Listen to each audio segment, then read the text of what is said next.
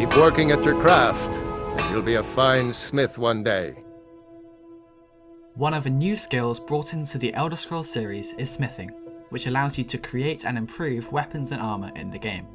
Now, there are 3 stages in the art of smithing: obtaining the materials you need, forging them, and improving the items you have crafted.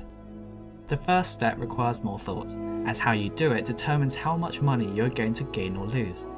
Before starting anything though, make sure you know what materials you will actually need for you to craft the item you want. If you don't know, you can easily find out by going to a blacksmith's forge and hover over the item you want to make. You will see a list of the materials and the amount needed of each, which is required to make that item. Once you have discovered what you need to obtain, you must then choose whether you want to buy, steal, make, or find them. Buying them is certainly the fastest and easiest way of going about it, and most materials in smithing can be bought from the blacksmiths themselves, and from general traders as well. As your level progresses, the higher level materials will appear in traders' stock.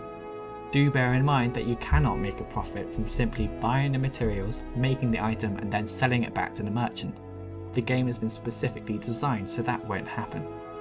Therefore, if you are looking for more of a profit in smithing, it would be best to find, steal, or make your materials, as it will enable you to gain the best turnover.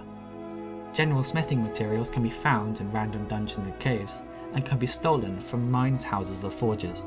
However, if you have the time, it's best to make the materials yourself. Before I begin on how to do this though, it's important to realise that making the materials does nothing to boost your smithing level.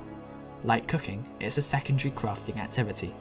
Now, there will be 2 main materials that you'll likely need to make. These are leather products and ingots. Leather products can be either leather strips or just plain leather. To make leather strips, you'll need a piece of leather, and to make leather, you will need some kind of animal pelt. Pelts are found from killing an animal and looting its body. You can make leather using any pelt, but the bigger the animal it came from, the more pieces of leather you can make. For example, a fox pelt would produce a single piece of leather, whereas a saber cat would produce 4.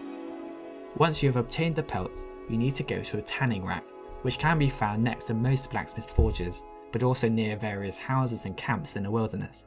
The easiest one to use is the one at Alvor's Forge in Riverwood, south of Whiterun, and can be found very easily at the beginning of the game. Now, ingots are slightly trickier. To make an ingot, you need some ore of the metal you are going to craft, but depending on what metal you are planning to make, there are different mines for you to forage from.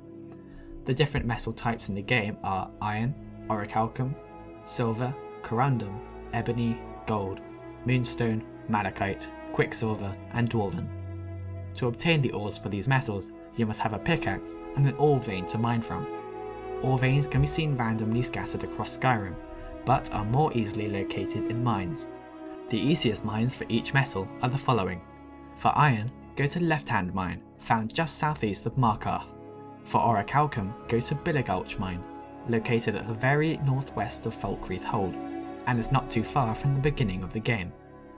For silver, go to Carthwayston, a small village containing 2 silver mines, which is found northeast of Markarth. For corundum, go to Darkwater Crossing, found in the southern region of Eastmarch. For ebony, use the Gloombound Mine, found at the far east of Eastmarch. For gold, use Kolskegra Mine, found northeast of Markarth City. For moonstone, use Soldian's Sinkhole, located directly east of Markarth City. For malachite, use Steamscorch Mine, found in the village of Kinesgrove, which itself is located just a bit south of Windhelm. For quicksilver, go to the Quicksilver Mine, found within the city of Dawnstar. For dwarven metal, you must go to any dwarven ruin and pick up some of the dwemer metals strewn around the place. However, only certain dwemer pieces can be used to make dwarven metal. These are large decorative dwemer struts, small dwemer plate metal, bent dwemer scrap metal, large dwemer strut, large dwemer plate metal, and solid dwemer metal. Other dwemer pieces cannot be used to become dwarven metal ingots. Once you have the ores, go to a smelter and create the ingot you want. All the mines I have mentioned, with the exception of the dwarven ruins, have a smelter that you can use. Now, once you have obtained your materials for the item you wish to craft, you must then move on to step number 2, forging. To forge an item, you must first have a forge. They can be found scattered across Skyrim in random caves and mines in small villages such as Riverwood, and also in the hold capitals. To forge an item, you need only select it as the item you wish to craft on the menu. To be able to forge higher level items, you must first improve your smithing level, so don't expect to be making Daedric weapons on your first go. Forging is definitely the easiest way of getting your hands on the very best weapons and armour, as they cannot be bought from merchants, only made or found. It is also a good way of making items that you later wish to enchant. So, now that you have made the item you want, you're all set, right? Well, maybe. If you're happy with what you have, that's fine, but there's nothing wrong with improving it a little to get the maximum benefits from it. There are different tools for improving different things. To temper a weapon, use a grindstone, and to enhance your armour, use a workbench. Both can be found almost without exception by the forgers.